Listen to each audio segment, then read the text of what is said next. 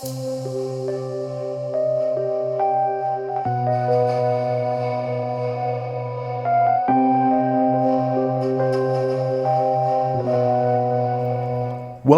to Haunted Lineage, the crossroads where the paranormal and history meet. I'm your guide, Christopher Overly McDowell. Stay close as we explore chilling encounters, share spine-tingling experiences, haunted legends, eerie submissions from listeners like you, and dive into famous places where spirits may still linger. Here, every ghost has a story, and every story has roots in history. Prepare to be frightened, fascinated, and forever changed, because it's time to turn off the lights, settle in, and explore the shadows of our haunted past.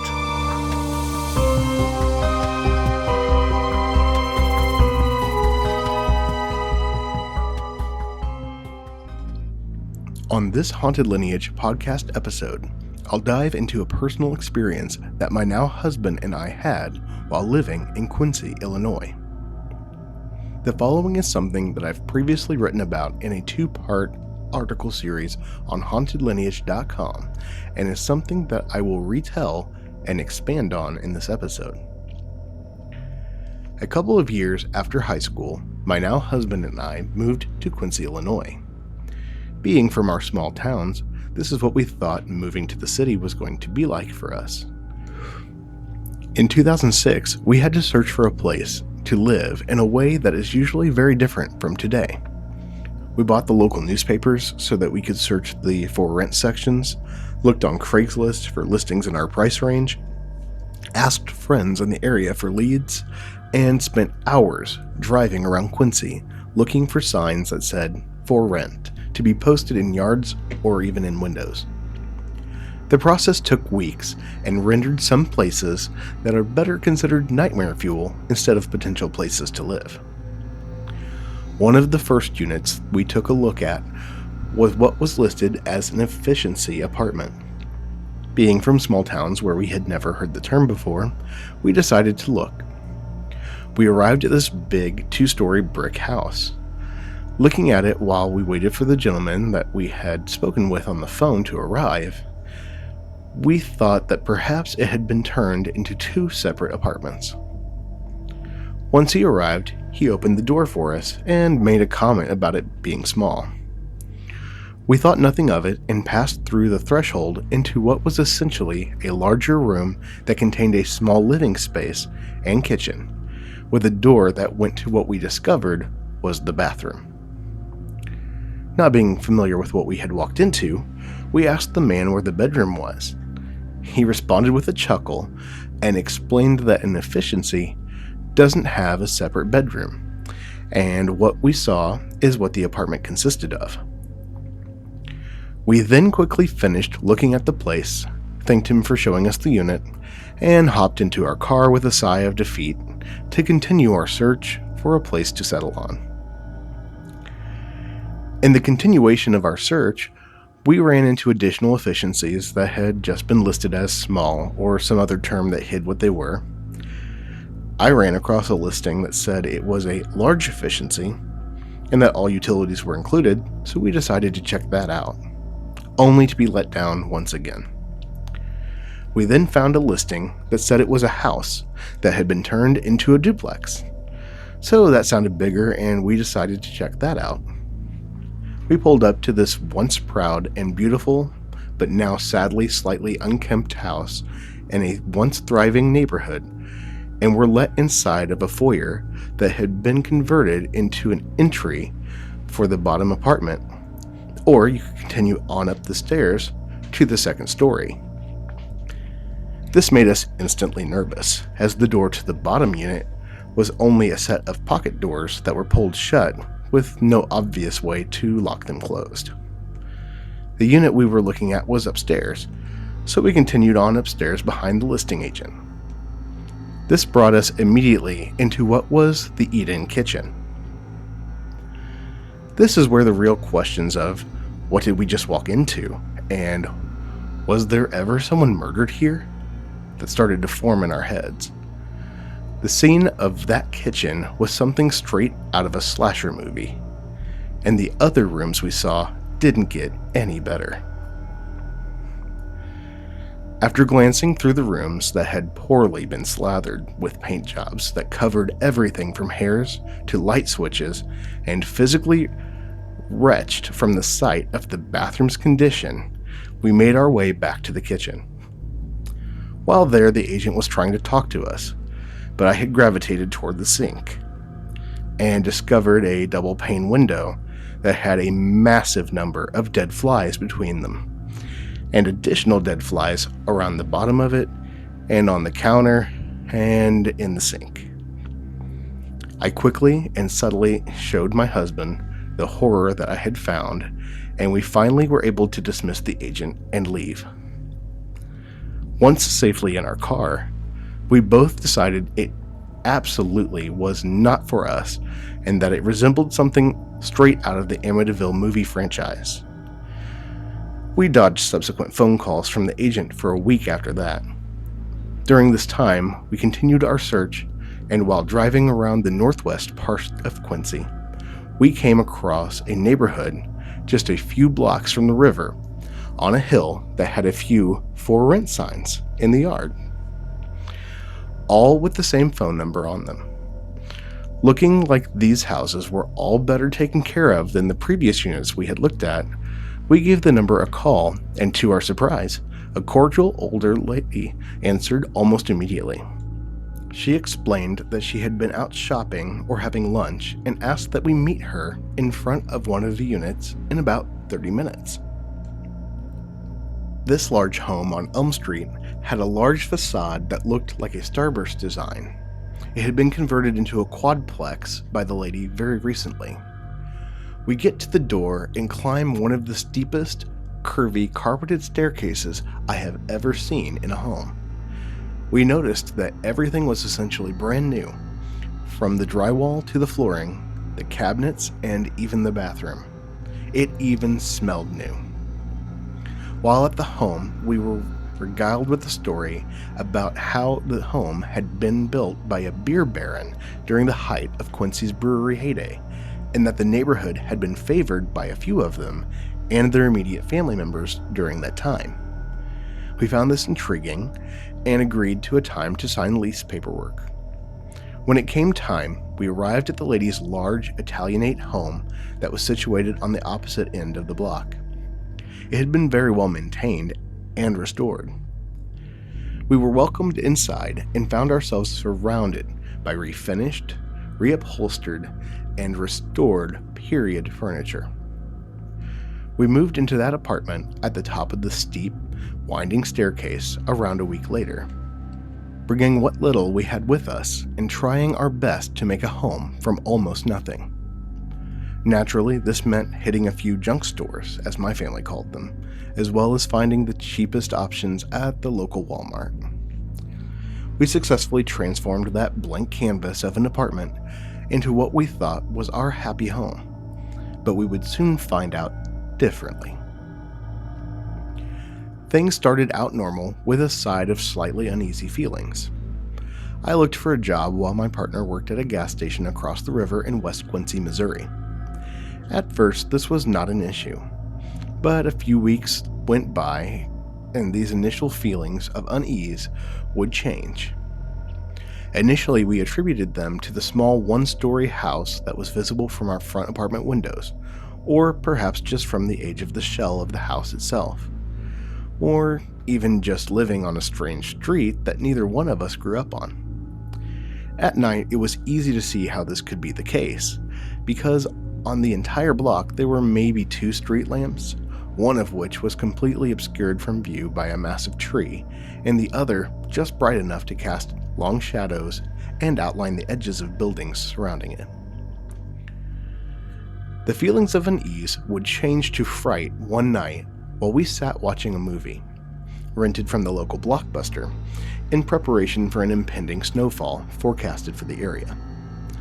As we sat on the couch in the living room with our backs to the doorway leading to the kitchen, We suddenly heard a loud sound of what seemed to be a thin pot or pan being launched across the kitchen and hitting a wall or something else hard. It was that thin metal warble sound that would have been perfectly in line with the cheap types of kitchen supplies that we had at the time. We quickly stopped the DVD and, with the paused image still on the screen, carefully walked to the kitchen and reached around the corner to cautiously turn on the lights. Nothing could be found that would explain the sound, and nothing seemed out of the ordinary, so we checked the bathroom, which was just off of the kitchen. We turned on the lights above the vanity, pulled the shower curtain back, and found nothing amiss. We then checked the back door that led from the kitchen to the back porch, which was a large elevated deck. We opened the door, which we found to still be locked, and looked out. We saw no footprints in the snow, and even the area that went to a shared landing from the decks on both sides of the second story had no footprints, nor was it visibly disturbed. Just undisturbed, freshly fallen snow. Not a soul was stirring outside, and it was so quiet you could hear the snow falling as the large flakes came down in a smooth, calm manner that made it so you couldn't see the house behind the alley. We closed the door, then checked the window on the side of the house. We found it to be securely locked. But even if it hadn't been, we were on the second story, and there was no porch, balcony, or walkway under that window. So nobody could have been there anyway. We even checked the window beside the fridge that had the same scenario, and got the same result. There was no way that anyone could have been in the kitchen, and nothing seemed out of place.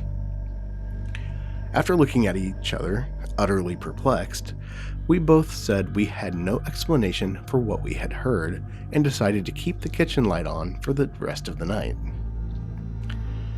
We settled back into our popcorn and movie, and once finished, made our way to the bedroom to get some much-needed sleep. Nothing else happened that night that could be seen as remarkable, so we slept normally through the night.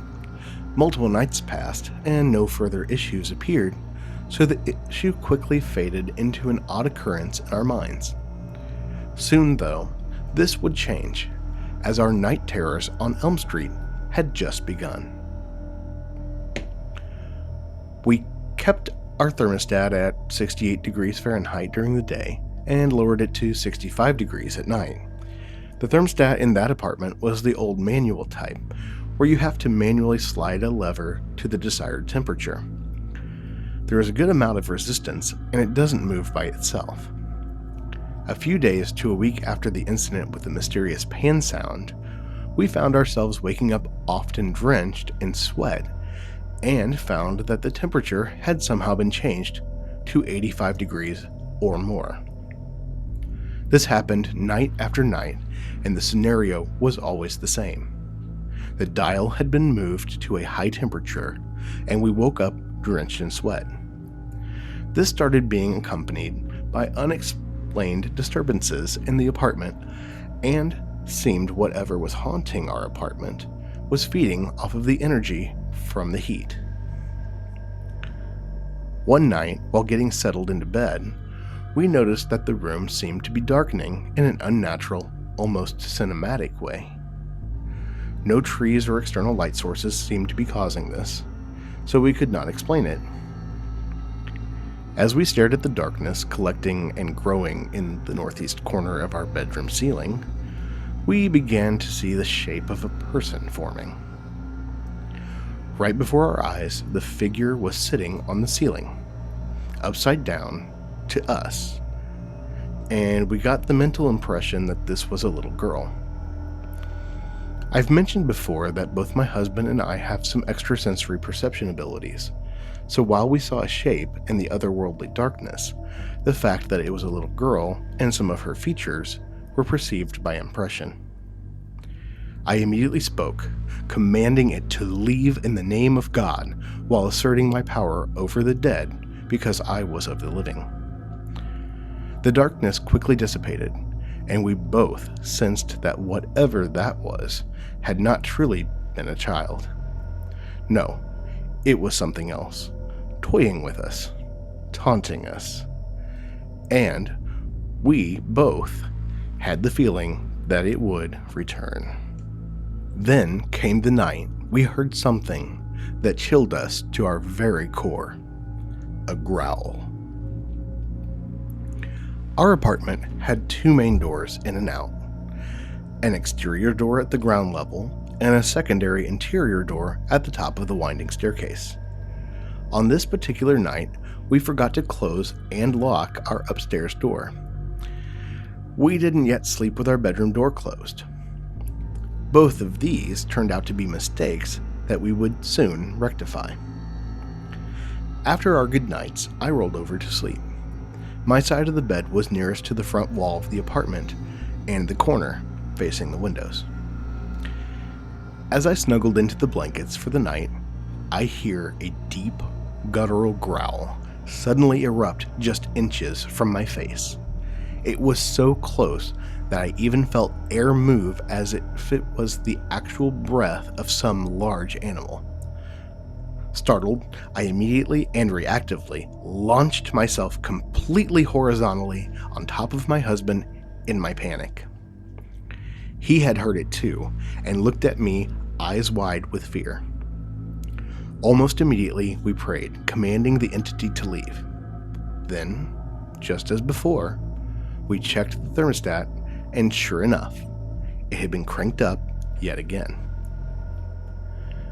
A few nights later, my husband yelped in pain as he jolted awake.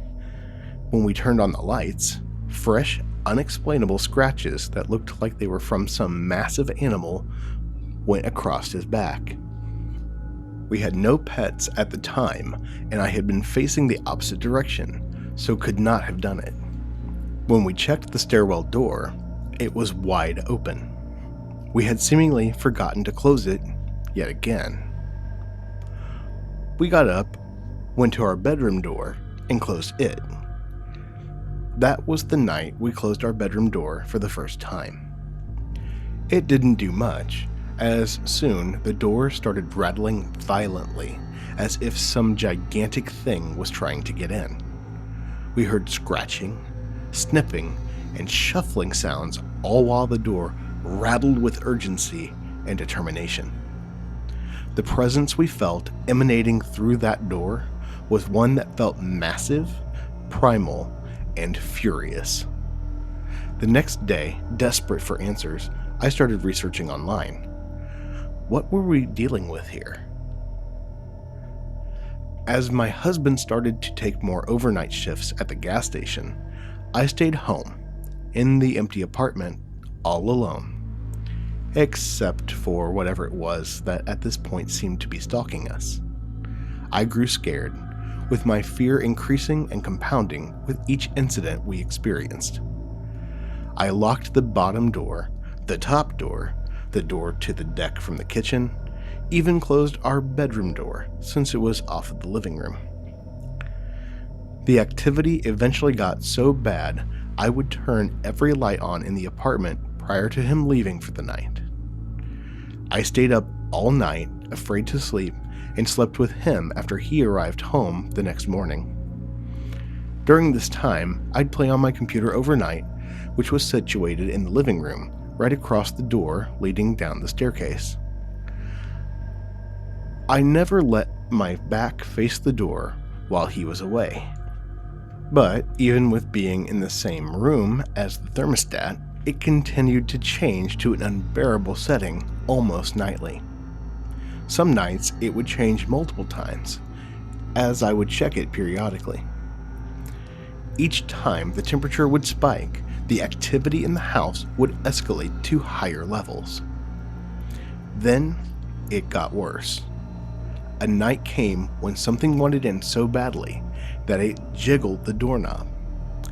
We watched in horror as whatever entity was on the other side of the door fought against the lock, trying to force its way into our home. As the doorknob turned a little to the left, and then a little to the right, the familiar scratching and sniffing continued all along the bottom and lower sides of the door. We flipped on the stairwell light, and almost instantly, the scratching ceased. After that night, I would sometimes sleep in the car in the parking lot of my husband's workplace when my husband had an overnight shift, all while he was trying to provide and I was sleeping during the day due to being afraid to sleep by myself at night. Thankfully, instead of working at the gas station, he eventually found a day job as a waiter at Village Inn, leaving us to be able to switch to a normal sleep schedule. The downside to sleeping at night was that this once again opened us up to the terrors that more often than not awaited us in the dark. There was one upside during this time, as you never know when someone will come along that you seem to instantly know and jive with. While working as a waiter, my husband became quick friends with a girl that we'll simply call A for privacy reasons. We'd go to lunch or to the park for a leisurely stroll together. She had a young boy with her boyfriend, so even though her family often was able to babysit while she worked, we ended up babysitting sometimes as well. We figured why not, as we also sometimes had my husband's kid sister over to stay at night or weekend from time to time, and figured it wouldn't be much different. Those times are some of the fondest memories that have stayed with us from that tumultuous period. While these moments offered a brief reprieve from the darkness we experienced most nights, the peace was merely a fragile facade because whatever waited for us in the dark wasn't willing to let us go, and the journey ahead was something else altogether. They say that when one door closes, another door opens, and sometimes perhaps it's disguised as a negative, but sometimes things work out in the long run. All things must come to an end, and even with the good times during the day, the apartment eventually became unlivable for us. The activity being unsafe and it taking a while for me to finally land a job that happened to also be a waiter at Village Inn took its toll. We eventually found another place southwest of town along the Great River Road and finally got to leave the night terrors on Elm Street behind us. While doing my initial research into what we were dealing with, I came across information that led me to believe that we were most likely experiencing an attack from an elemental spirit. These entities are often tied to Native American lands and are said to be the guardians of indigenous sacred spaces. I now believe this entity to be an Ochi Manitou, or bad spirit, associated with disturbed sacred lands. The house sits roughly half a mile from 8 remaining Native American burial mounds, all that are left of what once were at least 62 throughout Quincy. The house on Elm Street still stands today and is still used as apartments. I sometimes wonder if anyone else has had the frightening encounters that we had there, and honestly, I wish them all the best.